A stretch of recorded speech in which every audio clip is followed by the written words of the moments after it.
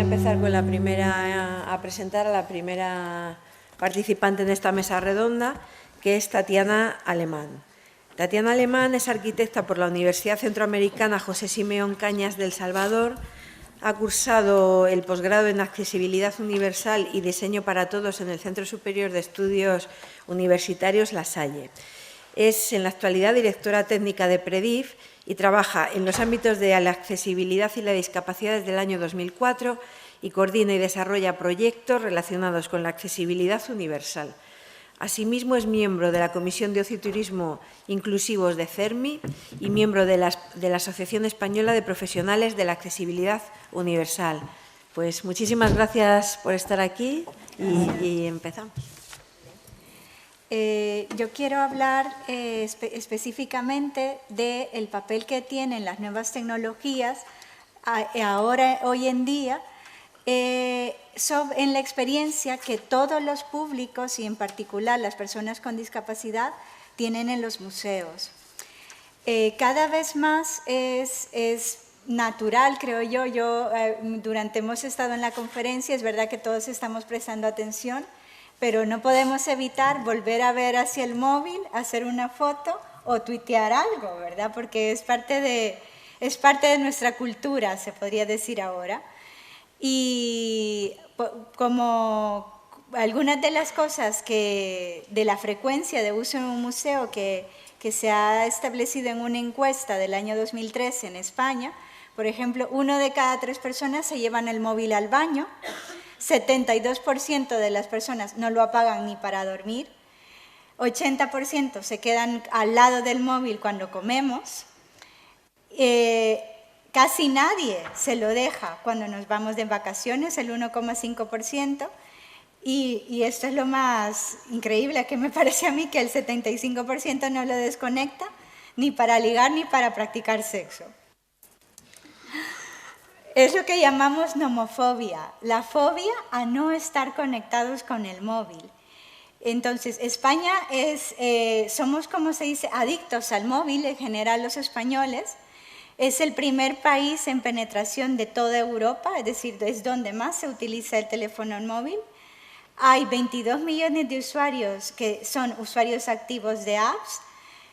Se descargan, esto ya me parece increíble, 4 millones de aplicaciones móviles al día y la media de aplicaciones que tenemos por dispositivos es entre 24 y 31, dependiendo del tipo de dispositivo que tengamos. ¿Para qué usamos el móvil? Para las redes sociales, para leer el correo electrónico, para orientarnos en el espacio, geolocalizarnos, navegar por internet, ver fotos y vídeos o publicar fotos y vídeos. Cuando usamos el móvil, ¿qué preferimos? Preferimos más las aplicaciones móviles que las web móvil. ¿Qué es una web móvil?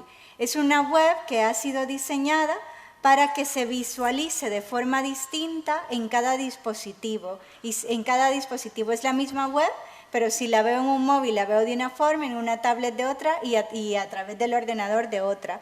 Y es fácil de utilizar independientemente del dispositivo en el que esté usando. ¿Qué es importante? Yo no voy a daros todas las respuestas, excepto entre utilizar una y otra tecnología para el museo. Como lo vamos a ver, eso es algo que tenéis que decidir vosotros.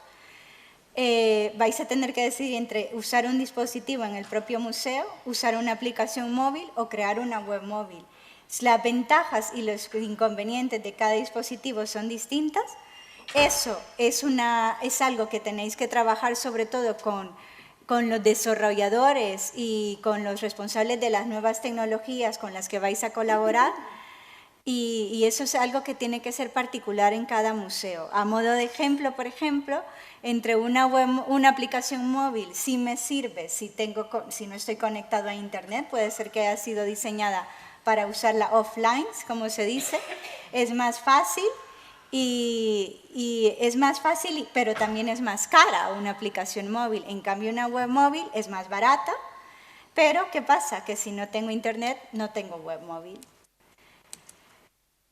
¿Qué es lo que tenéis que, o qué es lo que se debería hacer en un museo? Todo, tener una aplicación móvil, una web móvil, una signoguía, una tablet, no necesariamente. La situación de cada museo es distinta. Entonces, lo primero que hay que hacer, y me quedo con la frase con la que terminó Oscar, hay que poner al visitante, al usuario frecuente de nuestro museo en el centro, y hay que preguntarles a ellos.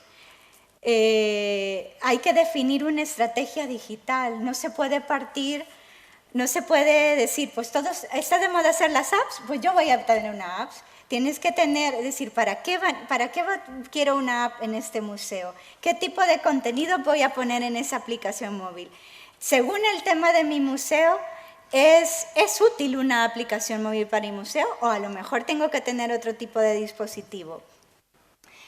Importante, si la hacéis, que sea gratuita, porque es muy difícil que un usuario pague por tener una aplicación móvil de un museo. O sea, ya nos cuesta pagar por otro tipo de aplicaciones que nos prestan a lo mejor un servicio, pero si queréis que sea útil y que sea más fácil de tener un gran público que utilice vuestra aplicación, debería ser gratuita. Hay que tener, a la hora de diseñarla, hay que pensar en la sencillez, la claridad, la accesibilidad y el valor añadido que ya presta a la visita del museo. No es hacer una app por una app, es decir, ¿qué va a aportar esta aplicación o este dispositivo tecnológico a mi experiencia de visita al museo? ¿Cómo la va a enriquecer? Y en este sentido yo os animo que tenéis que hacer una estrategia digital. En el Museo Británico, Tate Gallery, ya tiene publicada su estrategia digital en la página web. Yo voy a dejar mi presentación aquí y si queréis voy a copiar unos enlaces que me parecen muy útiles de artículos que podéis leer respecto a este tema. Pero, ¿cómo afecta a la gestión? Es decir, una app o cualquier dispositivo móvil me va a generar más trabajo como institución. ¿Por qué? Porque hay muchas nuevas actividades que se crean para dotar de contenidos a esa aplicación o a ese instrumento tecnológico, para mantener esos contenidos y para interactuar incluso con los visitantes.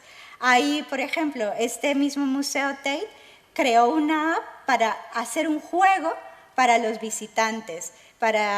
Tú te podías descargar la app y ellos iban publicando cada mes o cada semana algunas obras emblemáticas del museo y los visitantes tenían que contar pues, quién era el autor de la obra, en qué contexto se había creado. Entonces, la aplicación te sirve también para interactuar con tus visitantes. Hay que preguntarles qué tipo de solución sería mejor valorada por ellos o sería útil para enriquecer la visita. Hay que reflexionar sobre qué contenidos vamos a poner en esa app, todo lo que pueda visitar en el museo. No necesariamente. A lo mejor los contenidos más emblemáticos y por los que el museo sea mayor reconocido y que te permita captar a nuevos públicos. Hay que analizar en qué solución tecnológica, tablet, dispositivos propios del museo que solo se pueden utilizar dentro del museo o una aplicación móvil. Hay que reflexionar sobre todas estas cosas. Ahora mismo, ¿qué es lo que hay en el mercado? Hay dispositivos con contenidos propios, como las audioguías, que han sido las precursoras de todo esto, es lo primero que se inventó para los museos. Las signoguías, que es la segunda generación de audioguías, se podría decir, donde ya entra el vídeo y los subtítulos y la lengua de signos. Las guías multimedia que tenemos ahora. ¿Quiénes conocen la guía GBAM en esta sala? Unas cuantas personas, bastantes. Entonces, esta es la tercera generación, se podría decir. Y, bueno, videoconsolas también. Hay algunas experiencias en museos que se han utilizado videoconsolas a modo de signoguía o de guía multimedia. Cosas que no son aparatos, pero que me sirven para ofrecer los mismos contenidos. Códigos QR, como lo que puso Oscar anteriormente, que me puedo descargar un vídeo, un sonido, o un texto, un PDF. NFC lo mismo, Bluetooth, apps, web móvil, y luego los medios más conocidos son audio y web.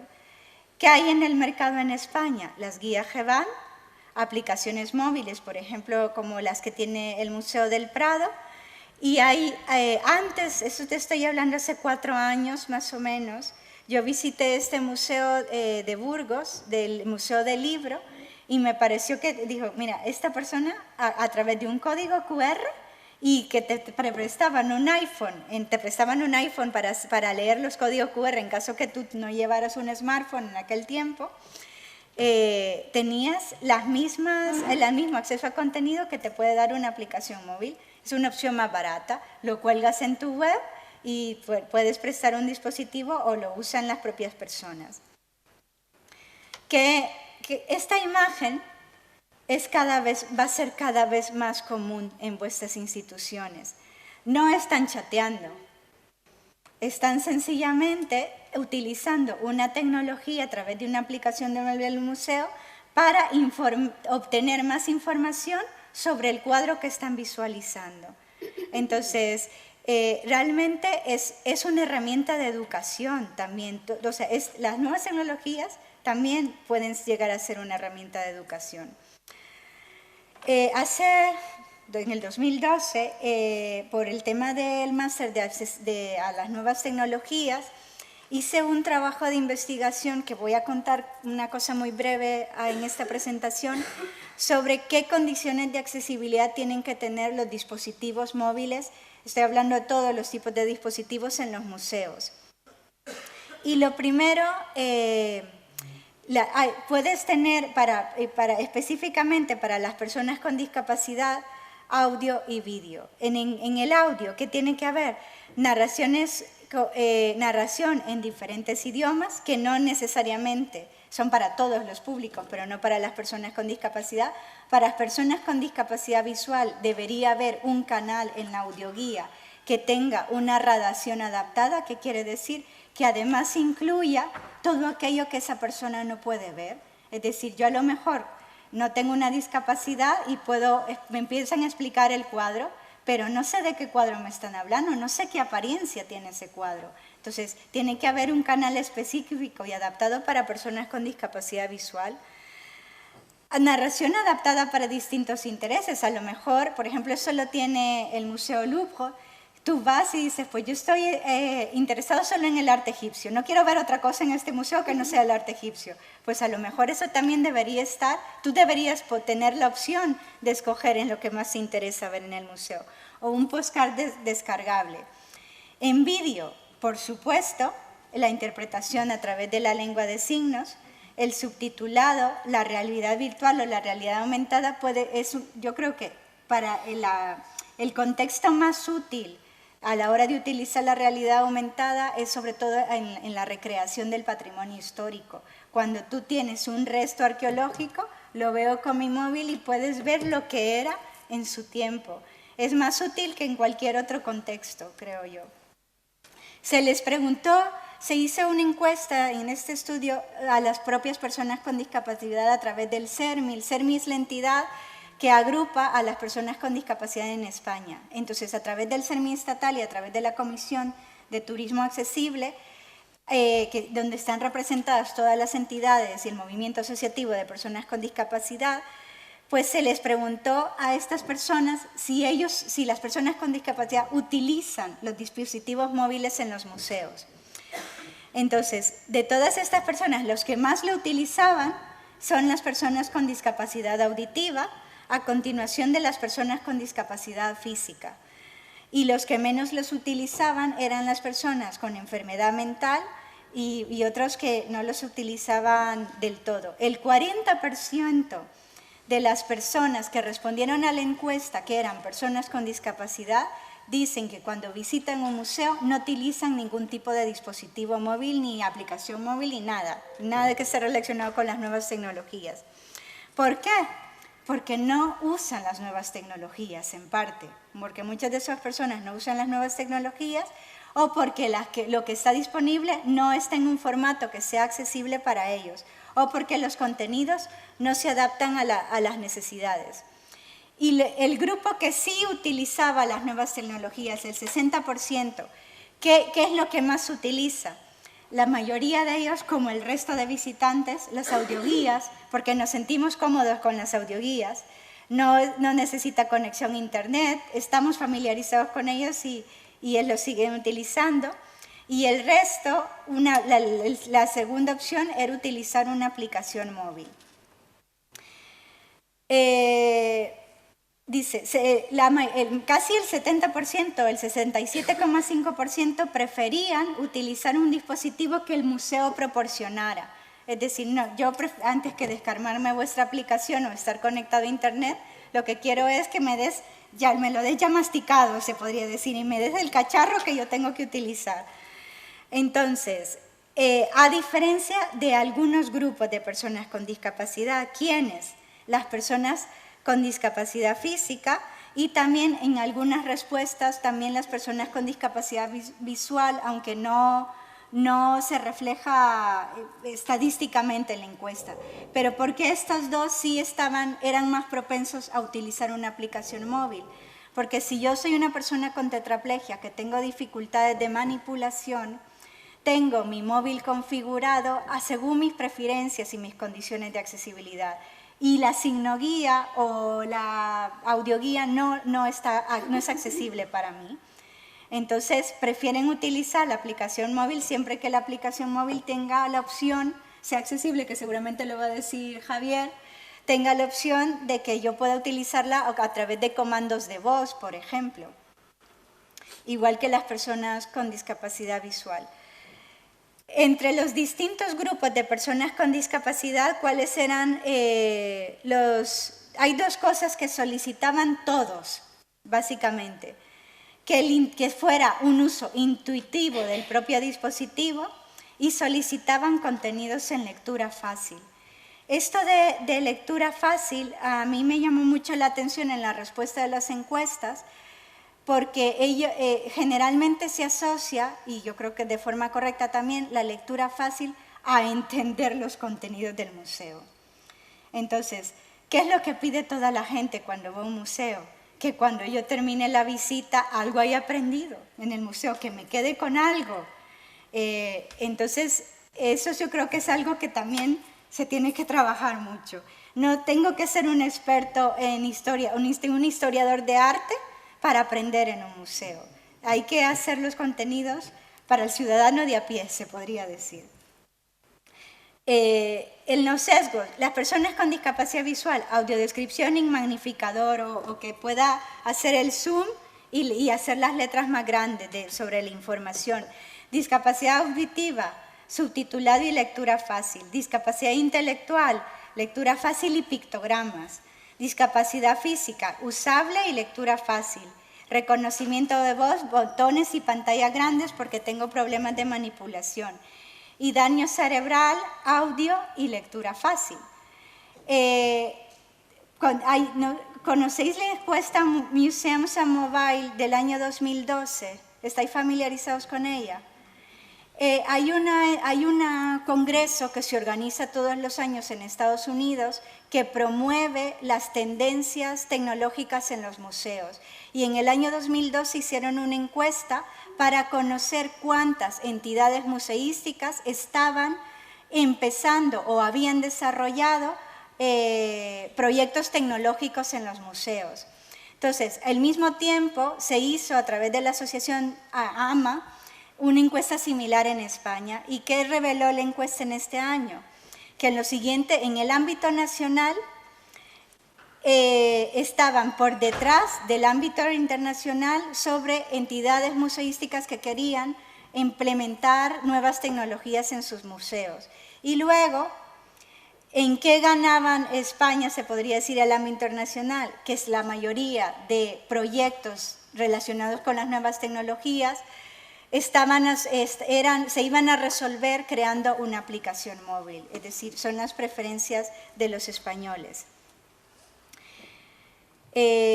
interesante que todas las entidades todos los museos que tenían una experiencia en nuevas tecnologías, los precursores de todo esto habían sido los museos de arte, seguidos por los museos de patrimonio cultural.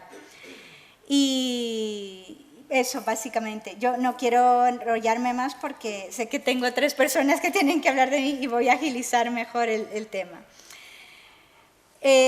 ¿Cuál es la ventaja de una experiencia móvil? Atrae a nuevos visitantes, sobre todo a los visitantes jóvenes, es una herramienta de educación, mejora la enseñanza formal y permite a las personas con discapacidad determinados contenidos expositivos que si no los pones en formatos accesibles nunca tendrías acceso a ellos, con lo cual por eso es importante.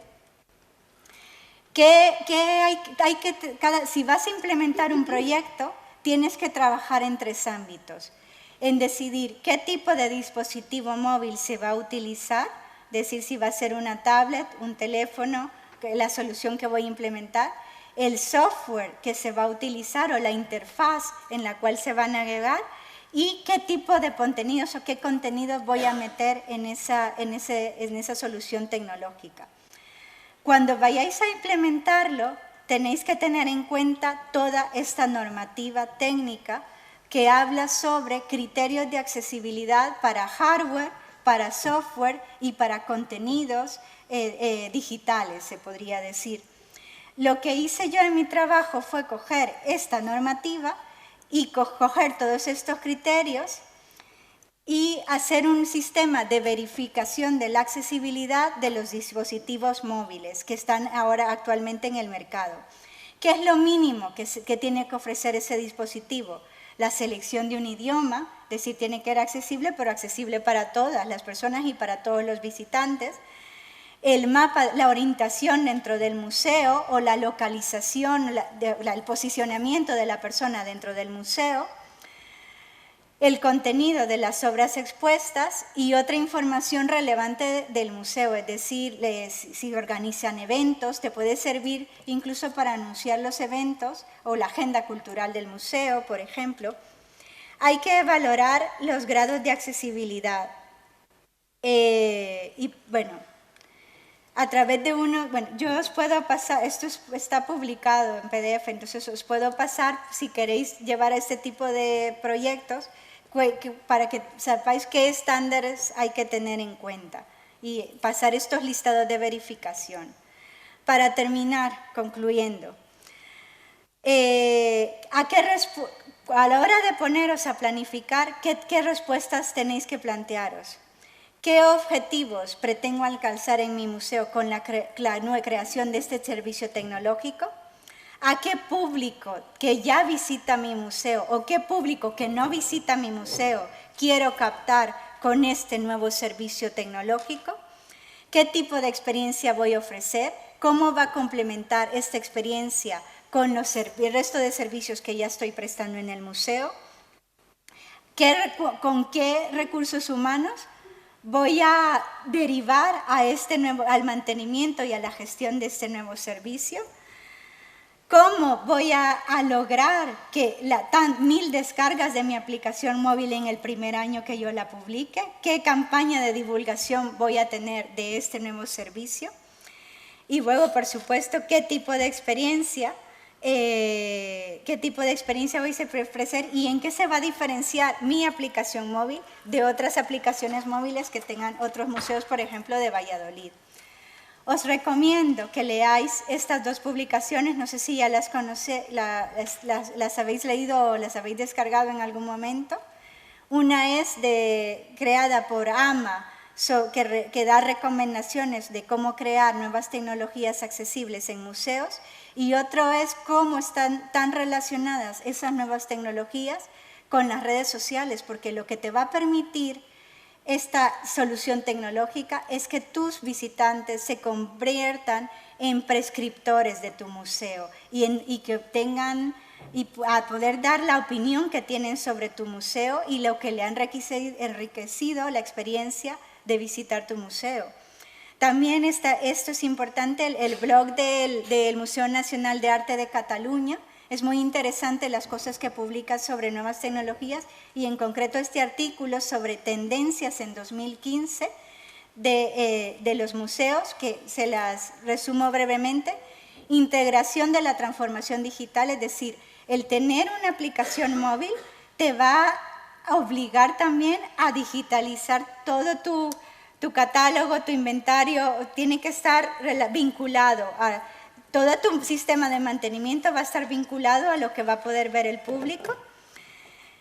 El móvil tiene que estar en todos sitios, tienen que estar disponibles en todos los servicios del museo, centrarte en la persona, te va a poder generar estadísticas de visitas que te van a dar pautas para planificar nuevas actuaciones en el museo, te va a permitir comunicar con tus visitantes a través de las redes sociales y también dar a conocer a través de datos abiertos tus propios contenidos museísticos a otras instituciones como bibliotecas, investigadores, etc. Y también la captación de nuevos públicos. No voy a poner este vídeo porque no quiero comerle más tiempo a mis compañeros, pero yo os animo que lo veáis. No sé si lo habéis visto cómo funciona la tablet de la GEVAM, de multimedia GEVAM. ¿Lo habéis visto o no? Vale, pues tú vas a hablar de ello. Vale, pues yo no lo pongo y muchísimas gracias por vuestra atención.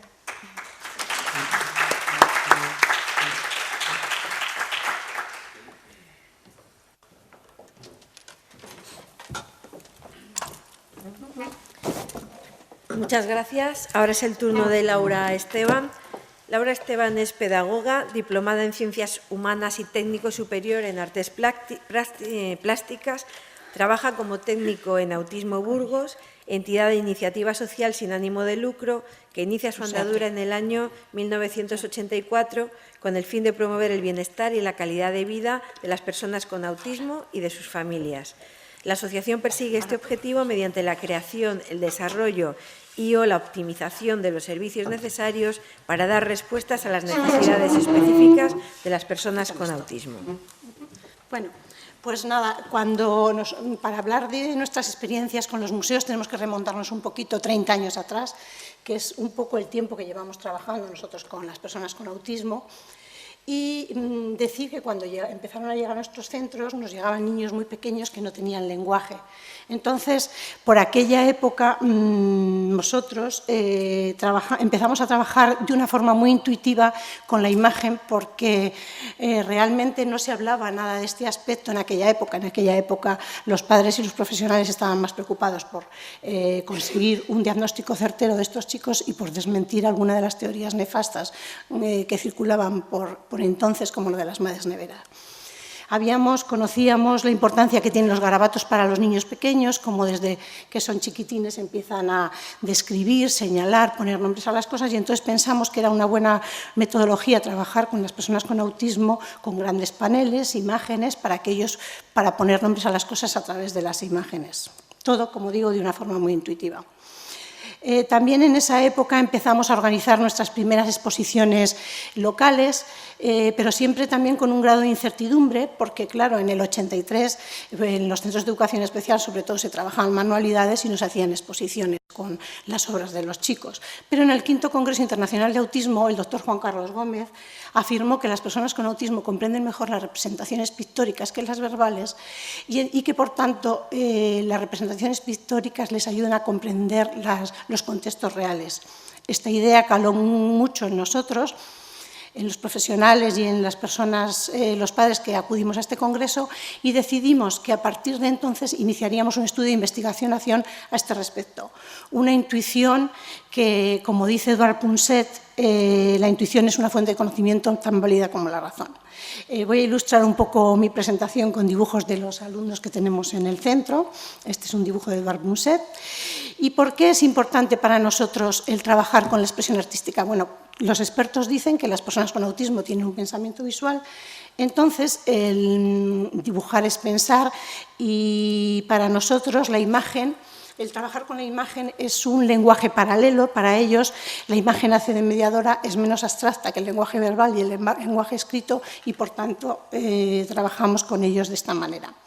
También es importante para nosotros trabajar con la imagen porque es una forma de que las personas con autismo puedan desarrollar el lenguaje, el pensamiento holístico, vean las cosas en su totalidad, porque, como sabemos, ellos se fijan en pequeños detalles.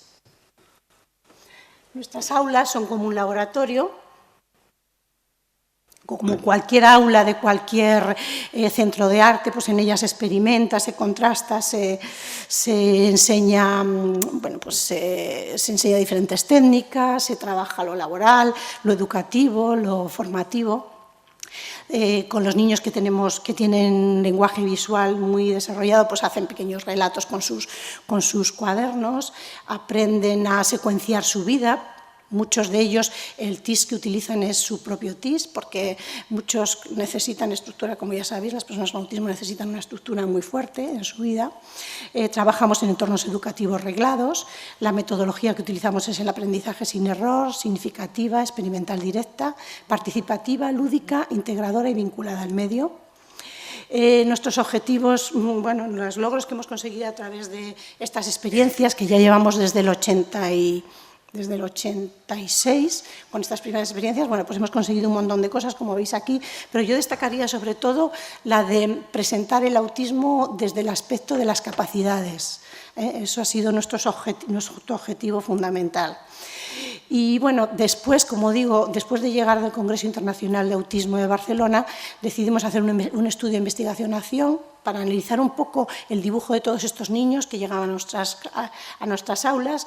Ese estudio de investigación-acción, posteriormente yo le desarrollé más en mi suficiencia investigadora y bueno, pues vimos que las personas con autismo, bueno, estas son las fichas de trabajo, vimos que las personas con autismo pues tenían un dibujo muy especial, ¿no? Muy especial.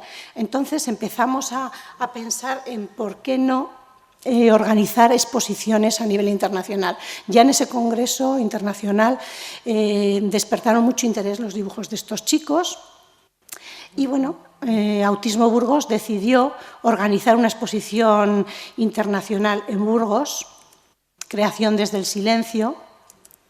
Voy a ir muy rápido porque como hay muy poquito tiempo y así vemos un vídeo al final que es muy interesante.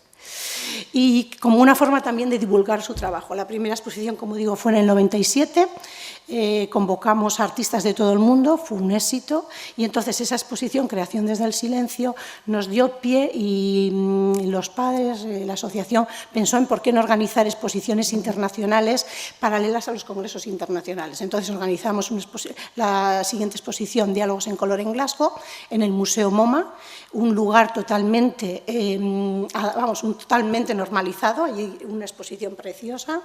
Después hicimos otra en el Museo de la Ciudad de Lisboa, un lugar paradisíaco, 300 y pico obras de todo el mundo.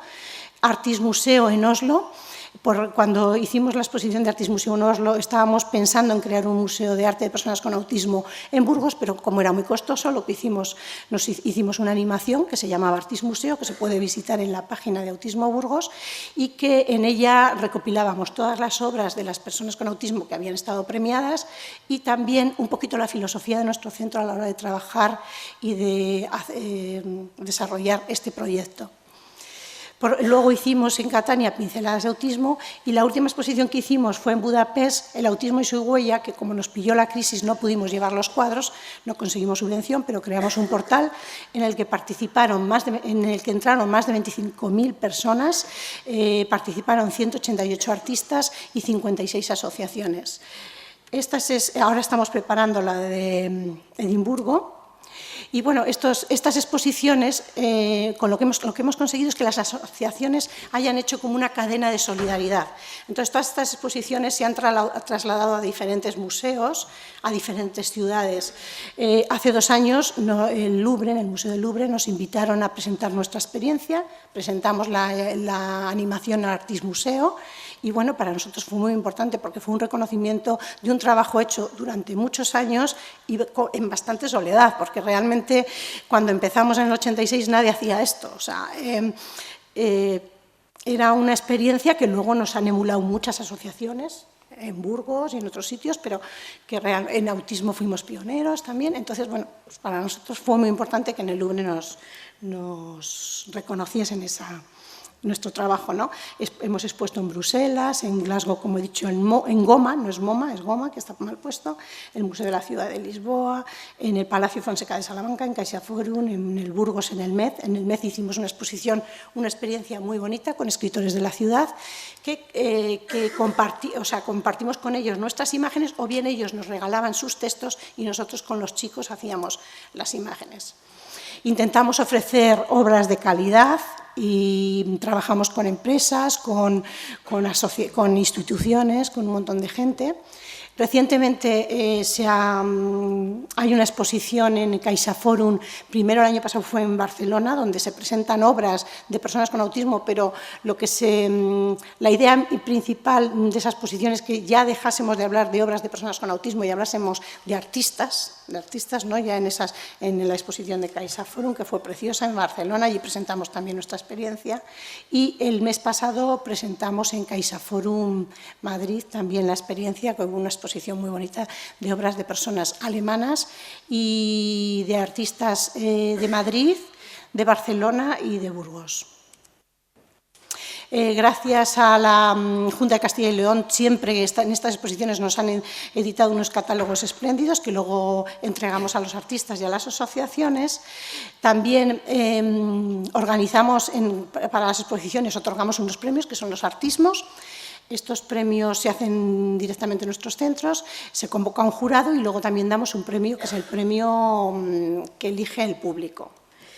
Hemos compartido experiencias con muchísimas asociaciones, con Imágenes de París, con APPDA de Lisboa, Proyecto Ability de Glasgow, proyectos internacionales y actualmente, ahí los tenéis todos, y actualmente hemos hecho también recientemente un trabajo con la Fundación Orange, que es un proyecto que se llama Te Admiro, os dejo la página porque podéis entrar y verlo, y allí distintas personas con TEA cuelgan sus capacidades artísticas, por lo mismo tenemos cantantes de ópera, de pintura, escultores, músicos, poetas. Entonces ellos allí cuelgan en su página su saber hacer y bueno, hay previamente un jurado que selecciona para que sean trabajos de calidad. Otra de las experiencias, esta es la página de Te Admiro. Y otra experiencia que tenemos muy importante es la experiencia de superguías. Esta experiencia la realizamos con personas con Asperger. Son personas especialistas, por ejemplo, en astrología, en historia del arte. Algunos tienen su formación artística, o sea, quiero decir, reglada. Y, bueno, pues ellos hacen de guías en los museos. En el Planetario de Madrid, por ejemplo, se ha hecho una experiencia que ahora os la voy a presentar. Voy a finalizar rápido para que me dé tiempo y no coma espacio a mis compañeros.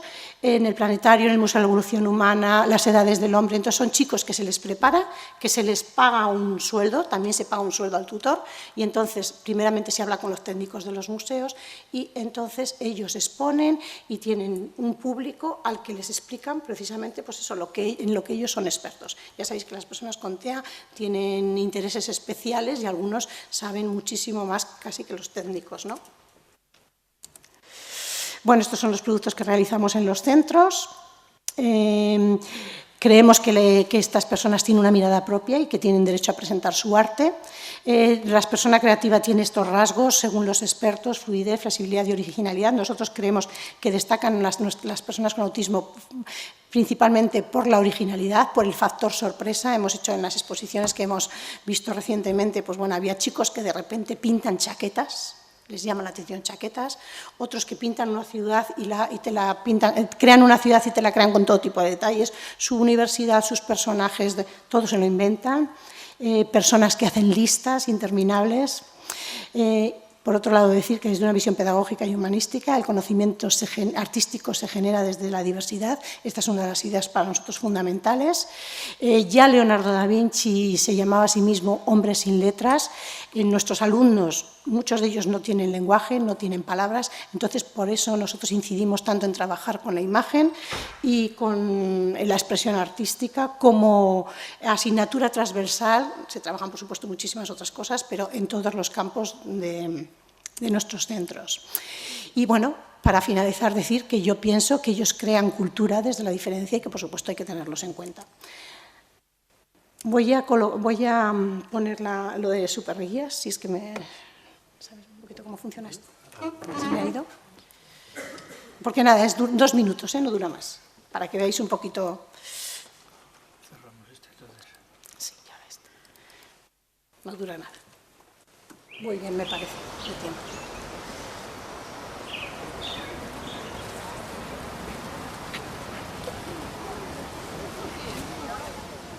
Hoy estamos en el Planetario de Madrid con Pablo, que va a ser nuestro guía y tiene su interés particular, que es la astronomía. Y nos va a acompañar en una visita donde hemos invitado a los empleados de Orange y a sus hijos para disfrutar del planetario. La Fundación Orange está muy involucrada en temas de autismo y queremos especialmente resaltar las capacidades de las personas con autismo de alto funcionamiento y con Asperger. Vengo de una asociación llamada Autismo Burgos, donde voy a divertirme y aprender con mis colegas Asperger.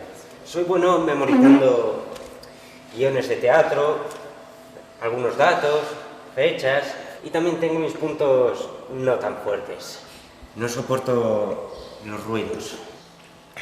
También necesito que no me interrumpáis mientras hablo, porque si no me cuesta mucho volver a empezar y me voy a agobiar. Pablo es un chico que la verdad es que se ha ido superando mucho y que ha trabajado bastante duro porque le interesa mucho saber cómo relacionarse bien, cómo comunicarse con los demás.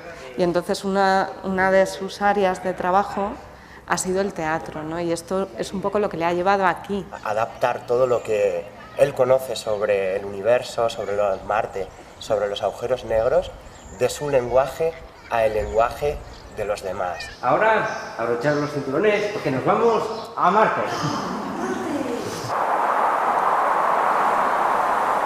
La temperatura media es de 55 grados bajo cero. Las máximas en verano pueden llegar a 20 grados.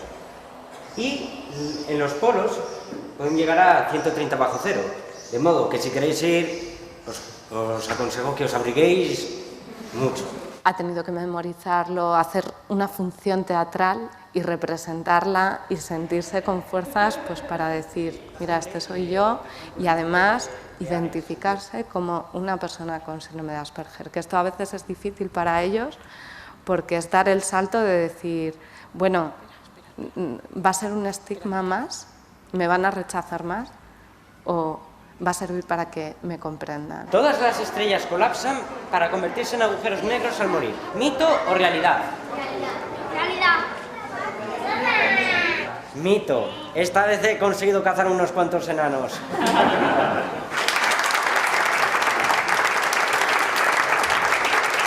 Pues sí, ha habido silencio, comprensión, me he sentido de lo más cómodo.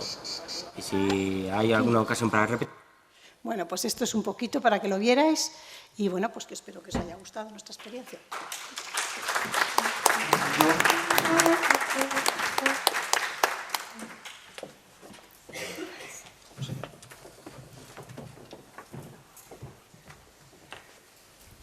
Muchas gracias por esas reflexiones desde Autismo Burgos. Es el siguiente turno de Javier Herrero, informático y especialista en accesibilidad web. Trata de ofrecer a los museos y a su personal todas las claves y tener en cuenta a la hora de diseñar y crear contenidos web, de forma que ésta sea accesible a todos por igual. Es miembro de ASPAIN, de Castilla y León, asociación que tiene como sello de identidad trabajar para mejora de las condiciones de vida y del colectivo de personas con discapacidad en general y lesionados medulares en particular. Bienvenido, Javier. Muchas gracias. Bueno, lo primero de todo, dar las gracias de parte de todo ASPAIN Castilla y León por habernos invitado a estas jornadas. Para los que no nos conozcan, ASPAIN Castilla y León es una asociación de personas con discapacidad física y bueno, dentro de ASPAIN Castilla y León yo trabajo en un proyecto que se llama Javacolla, en un departamento llamado Javacolla, que nos dedicamos al desarrollo de tecnologías accesibles y principalmente al desarrollo de páginas web accesibles. Bien, no voy a hablaros de la importancia de las páginas web hoy en día, porque creo que todo el mundo sabemos que cuando tenemos alguna duda o queremos obtener algo de información, lo primero que hacemos es, ya sea a través del ordenador o a través de los dispositivos móviles, buscar esa información por Internet, y es muy importante, evidentemente, estar hoy en día en Internet con nuestra empresa, nuestro museo o la asociación que sea. De cara a la accesibilidad web tiene como objetivo que cualquier persona pueda acceder a los contenidos de un sitio web independientemente del dispositivo hardware o software que esté utilizando. Es decir, independientemente de si estamos navegando desde el dispositivo móvil, desde un ordenador o desde otros tipos de dispositivo, e independientemente del navegador que estemos utilizando, podamos acceder a los contenidos y a la información que contiene ese sitio web. Un sitio web, para que sea accesible, debe cumplir estas 3 pautas. Debe ser transformable, comprensible y navegable. Transformable quiere decir que la información y los servicios que tenga, que ofrezca esa página web, se adapten al dispositivo donde vamos a visualizar la página web, desde donde estemos navegando. Comprensible, que los contenidos tienen que ser claros y simples. Todo lo que ha comentado antes nuestro compañero Óscar de Dilo Fácil es perfectamente aplicable también a los sitios web, al desarrollo web. Y por último, navegable, que tenga una interfaz de navegación sencilla, que sea intuitiva, que el usuario cuando esté navegando por nuestra página web no se pierda al navegar por ella y sepa en todo momento en dónde se encuentra. Es muy habitual pensar que la accesibilidad web solamente beneficia a las personas que tienen algún tipo de discapacidad. La accesibilidad web realmente beneficia a absolutamente todo el mundo. Cuanto más accesible sea una información, más accesible es para todo el mundo a la hora de encontrarlo y facilitarnos su comprensión. De hecho, quizás la persona que más se beneficia de la accesibilidad web, de tener un sitio web accesible, es el propietario de dicho sitio web, ya que, para empezar, principalmente por los 2 puntos primeros que vemos en esta lista, el tema de que cuanto más accesible sea la información, mayor número de potenciales visitantes tendremos a nuestro sitio web, y el tema del posicionamiento web. Cuanto más accesible sea la información, no solamente lo va a ser para las personas, sino también para las máquinas y para Google. Google, al final, tiene unos mini robots que se pasan rastreando todo el día a Internet para saber qué información hay en todos los sitios web. Si Google no sabe qué información hay en nuestro sitio web porque no es accesible, no va a poder mostrarla en los resultados de búsquedas cuando alguien haga búsquedas de información que pudiera ser relevante el mostrarle en nuestro sitio web. Si bien es cierto que la accesibilidad web beneficia a todo el mundo, hay ciertos colectivos de personas que se ven claramente beneficiados por su implementación. Para empezar, estarían las personas con discapacidad. En este sentido, tenemos que tener en cuenta que cada discapacidad es un mundo. Si ya de por sí cada persona es un mundo, pues cada colectivo de discapacidades también, y cuando desarrollemos sitios web tenemos que tener cuidado que no, para tomar unas medidas que beneficien la accesibilidad para ciertas personas, perjudiquen esas medidas a la accesibilidad para otras personas con otro tipo de discapacidades diferentes. Además, cuando desarrollamos sitios web tenemos que tener en cuenta también que las personas, hay mucha gente que necesita ciertas herramientas de apoyo para poder navegar por Internet, y tenemos que tener cuidado de no poner barreras a la hora de navegar con estos dispositivos, ya sean teclados braille, ratones especializados o lectores de pantalla, por ejemplo. Bien, otro colectivo que se ve claramente beneficiado por la accesibilidad web es la población juvenil. Al fin y al cabo, la población juvenil antes o después va a tener que aprender a navegar por Internet, y le va a resultar mucho más sencillo aprender a navegar por Internet por sitios web accesibles, que estén bien diseñados, que no por sitios web que le bombardean con publicidad por todos los lados, que vayan cambiando la interfaz y se siente desubicado el usuario, etcétera, etcétera. La población adulta realmente es un poco combinación de estas 2 anteriores. Por un lado, debido al envejecimiento, puede que hayan perdido algunas capacidades que tuvieran anteriormente y se vean en la misma situación que las personas con cierto tipo de discapacidades. Y por otra parte, también la población adulta no ha tenido en su juventud Internet, no ha aprendido porque no existía Internet a navegar por ello, y a lo mejor al principio no le han prestado atención, y llega un momento en que quieren navegar por Internet, tienen esa necesidad y tienen que aprender a hacer uso de él. Y si bien habrá mucha gente que no se sienta identificado con ninguno de estos 3 grupos, con el 4º grupo, en el mundo occidental prácticamente todo el mundo se debería sentir identificado, porque hoy en día la navegación por Internet a través de dispositivos móviles de hecho, hay estadísticas que dicen que ya se navega más desde dispositivos móviles por Internet que desde los ordenadores convencionales. Bien, a continuación voy a mencionar, porque aunque nosotros, los desarrolladores de sitios web, desarrollemos sitios web accesibles, luego realmente muchas veces son las personas de las propias organizaciones, de los propios museos en este caso, quien los van a dotar de contenidos, ¿no? Siempre hay una persona encargada, ya sea la persona de comunicación o quien sea, la que va a crear los contenidos. Y si nosotros hemos desarrollado un sitio web accesible, pero luego los contenidos que se crean no son accesibles, pues evidentemente ese sitio web va a dejar de ser accesible. Como pautas brevemente y lo más importante, por así decirlo, que debemos de tener en cuenta a la hora de crear contenidos accesibles, cuando insertemos una imagen, normalmente a la hora de crear contenidos en una página web vamos a tener una interfaz de administración que nos va a ayudar para ello. Cuando insertemos una imagen siempre suele tener o debería por lo menos tenerlo siempre, un campo para meter un texto descriptivo de dicha imagen. Los lectores de pantalla, ese texto es el que se le va a decir a la persona que está utilizando el lector de pantalla el contenido de esa imagen, el texto que nosotros hemos puesto para describir dicha imagen.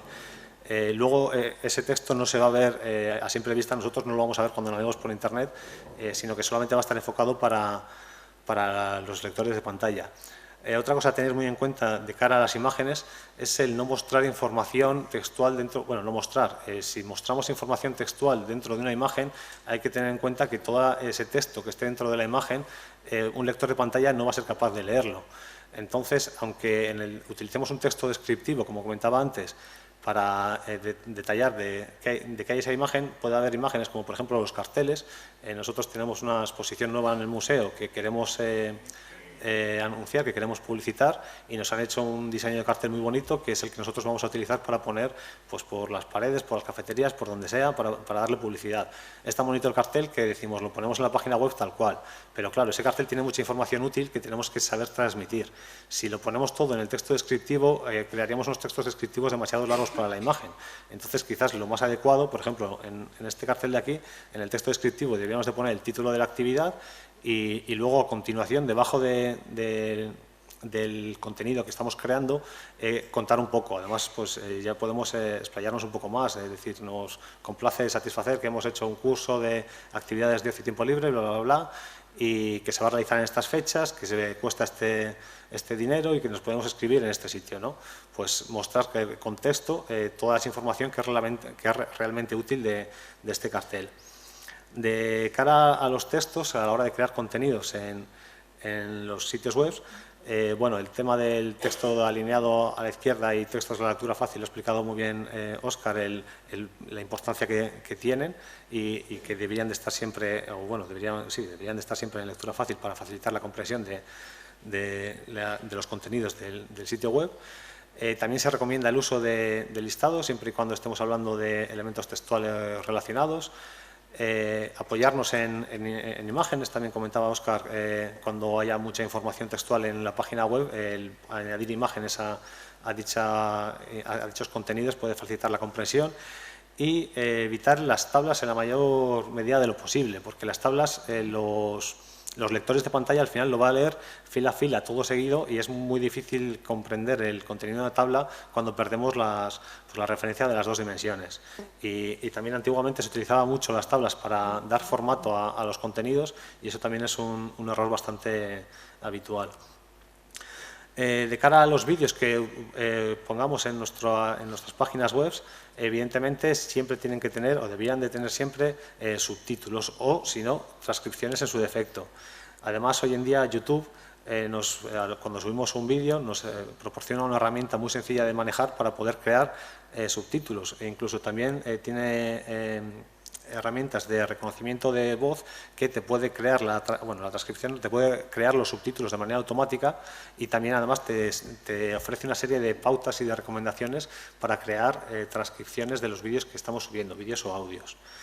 Y bueno, de cara al diseño que tengamos en la página web, tenemos que tener mucho cuidado con el tema de los contrastes, tener en cuenta que los textos deben de contrastar lo suficiente respecto al color que tienen de fondo.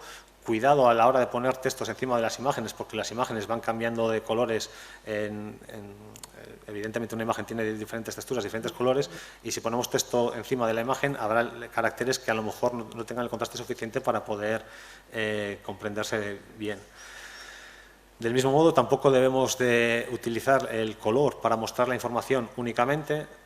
Un ejemplo de esto es el tema de los enlaces.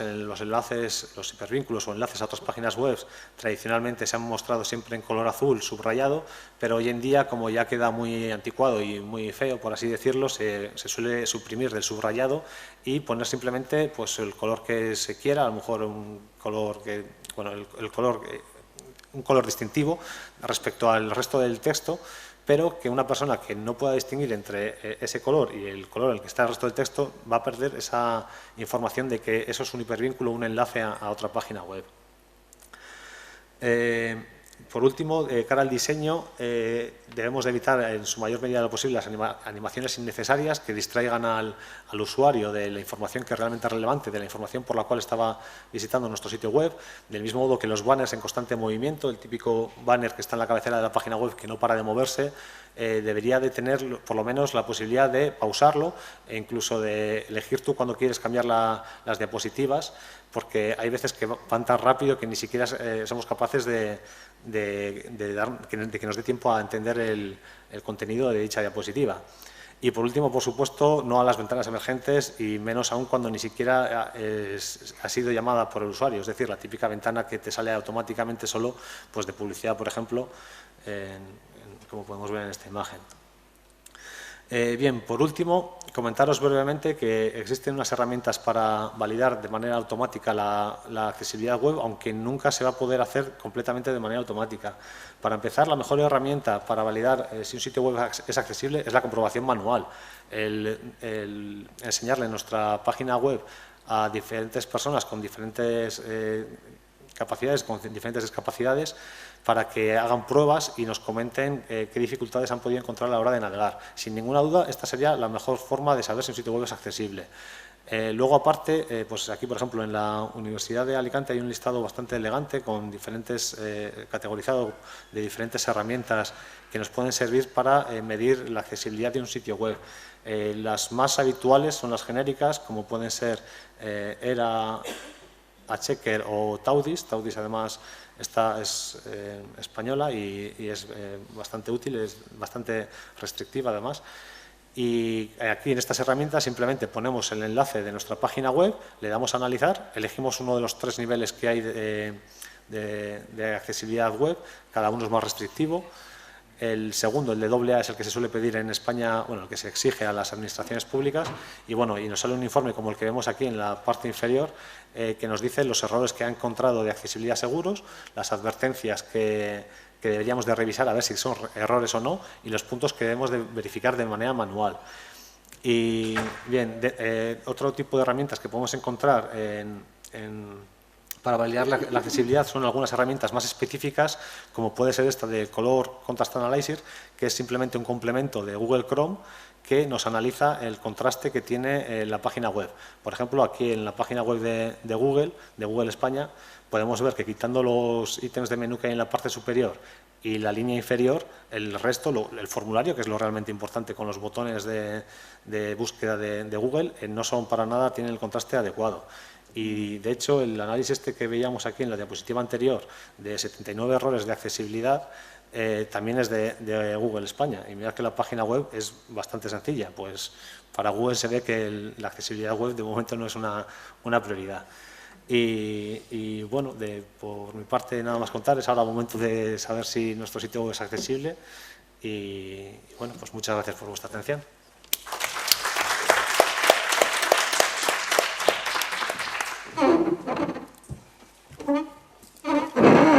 Bueno, pues ahora es el turno para José Luis Arranzón, es consejero delegado de Mira lo que te digo, Centro Especial de Empleo de Aransburg, es decir, la Asociación de Familias de Personas Sordas de Burgos, cuya misión es atender, representar y defender las necesidades, derechos e intereses de las personas sordas de Burgos en las distintas áreas: sanitaria, educativa, rehabilitadora, formativa, laboral, social, con el fin último de lograr su realización personal y la plena participación social. Muchas gracias. Pues buenos días a todos. Que menos que felicitar, sobre todo, no sé si primero a los organizadores o primero a vosotros por vuestra paciencia, por aguantar estas horas. Yo creo que ya está dicho todo, así que vamos a ser bastante breves, porque ya me imagino que ya nos hemos pasado media hora y ya tendréis ganas de marcharos. En principio yo lo ha contado ya todo Tatiana, ayer lo contaron también, lo que eran los principios, la definición de accesibilidad universal, todos los contenidos legales, bueno, ya se ha hecho un repaso a todo, y sí que me quedaría pues con una parte de lo que es la norma ENOR sobre accesibilidad universal y el acrónimo DALCO, que habla de que los espacios tienen que hacer posible la deambulación, la aprehensión, la localización y la comunicación. De estos 4 aspectos, veis que 3 primeros hacen referencia a barreras meramente arquitectónicas, que son aquellas que impiden el acceso a las personas, a los espacios, a los edificios, a las cosas, mientras que estas otras barreras de comunicación hacen más referencia a lo que es el acceso a las ideas, a la comunicación en realidad, al intercambio de información, a la comprensión, a la expresión y demás. Entonces, las primeras están como muy delimitadas, todos sabemos toda la normativa que existe al respecto, de cuánto tiene que medir una rampa, cuánto tiene que haber de espacio para la maniobra, cómo tienen que ser los pomos, los manillares, los grifos. En cuanto a la localización, también la importancia de la señalética, la orientación en los espacios, todo eso ya está recogido en las distintas leyes y normas, y nos vamos a centrar un poco en los aspectos de la comunicación. Nosotros somos una asociación de padres de niños sordos que creó el Centro Especial de Empleo, mira lo que te digo, viendo un poco las necesidades que tenían estas personas con limitaciones sensorial auditiva a lo que es la comprensión, la expresión, la comunicación, la participación y sobre todo pues, el aislamiento en que se veían sometidos si no se ponían a su alcance algunas medidas que les permitieran la accesibilidad a estos contenidos comunicativos, a estas ideas, a estos conceptos, a estas manifestaciones tanto artísticas, culturales como manifestaciones orales y demás. Vamos rápido.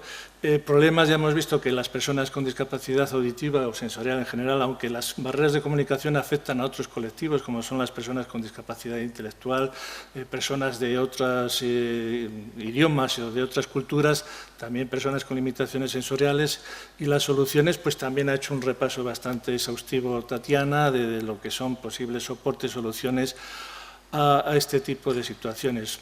Por eso voy a pasar rápidamente a lo que es un proyecto que está desarrollando la Asociación de Padres de Niños Sordos a través de su Centro Especial de Empleo, que luego os presento brevemente, que es una plataforma web que permite descargarse contenidos de visitas a museos para hacer visitas autoguiadas.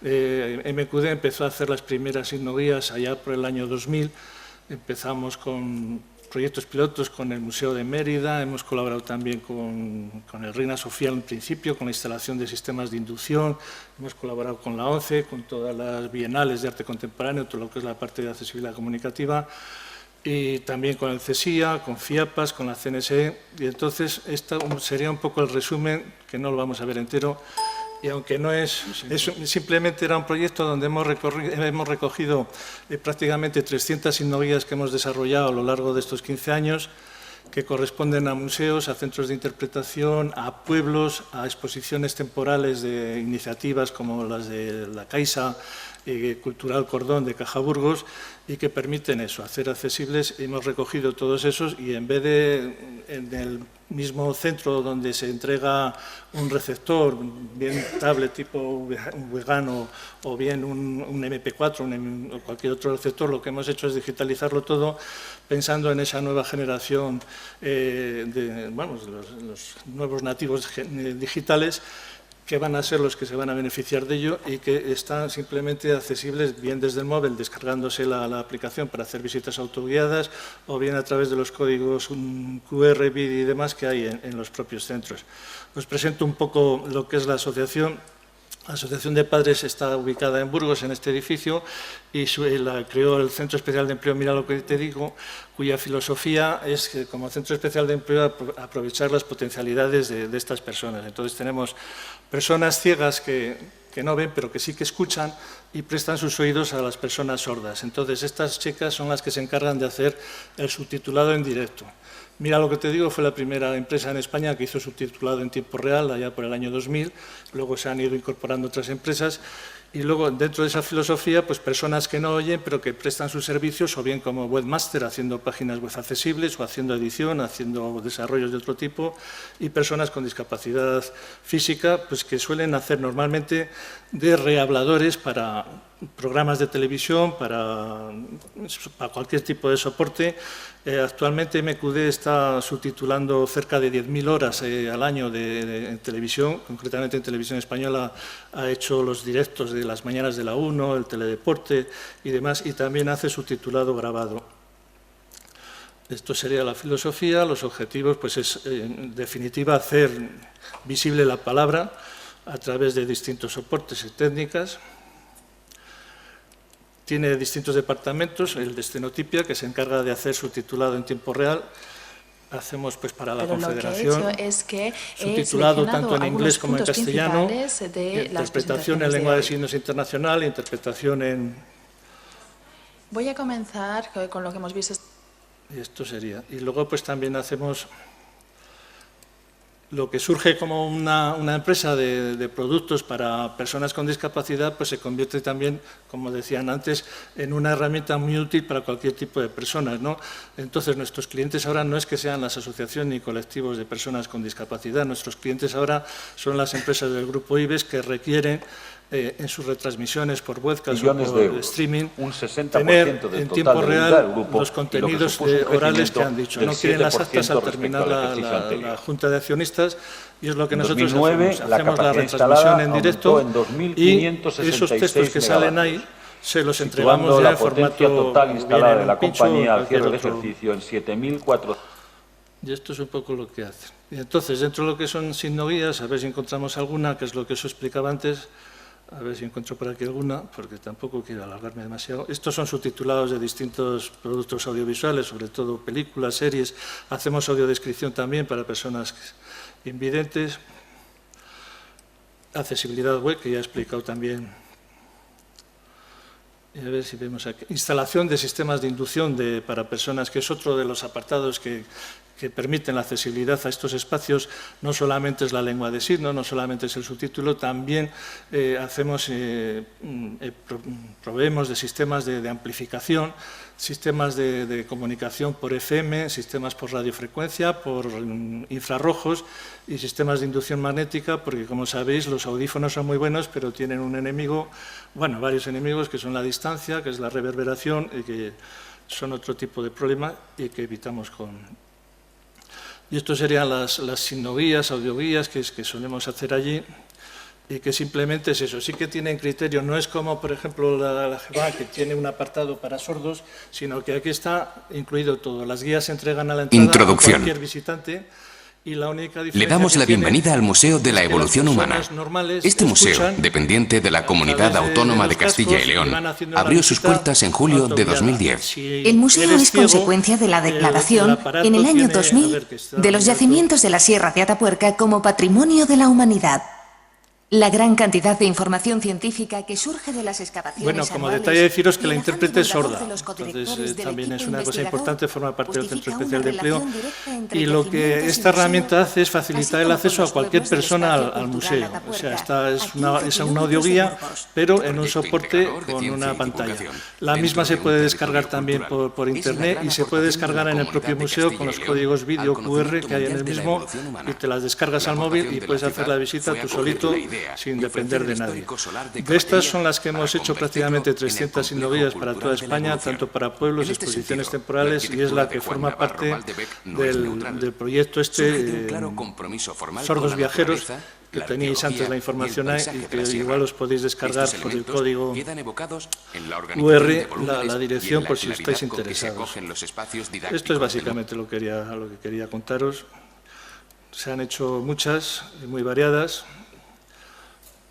Y sobre todo nuestro principal campo de trabajo es el subtitulado para distintos medios, sobre todo subtitulado en tiempo real, subtitulado en directo mediante estenotipia informatizada y rehablado, subtitulado, como digo, para prácticamente la totalidad de las emisiones en directo de Radio Televisión Española, para MTV, los festivales, para cadenas de habla hispana en Iberoamérica y en Estados Unidos. Telemadrid, el canal, los teleberris de la televisión vasca, y esto es un poco lo que hacemos sin ser demasiado pesado, porque esto ya se ha alargado demasiado. Y esto yo creo que es lo que quería presentaros. Lo único, si queréis coger el código QR de la... Si os lo podéis descargar, tenéis el móvil ahí a mano. Ahí está toda la información del proyecto Sordos Viajeros, que a ver si funciona ahora. No. Pues yo creo que lo vamos a dejar aquí porque ya es tiempo de ir a comer y estaréis cansados. Si queréis preguntar algo o conocer algo más sobre Mira lo que te digo, aquí me tenéis de cuerpo presente. Y nada, volver a felicitaros por vuestra paciencia y